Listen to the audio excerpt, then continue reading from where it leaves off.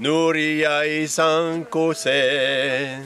Egoak eba nizkio, Nuria izanko zen. Ez zuen alde egingo, baina norela, ez zuen gehiago txoriatziango. Baina norela, ez zuen gehiago txoriatziango. Eta ni txoria nuen maite, eta nik txoria nuen maite. Lai lai la la lai la lai lai lai lai lai lai la la lai la la lai.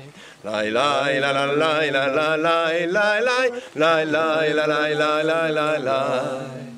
Baina norela, ez zuen gehiago txoriatziango. Baina norela, ez zuen gehiago txoriatziango.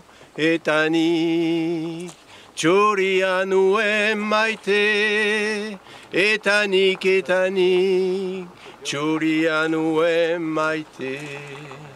Bravo! Super, merci!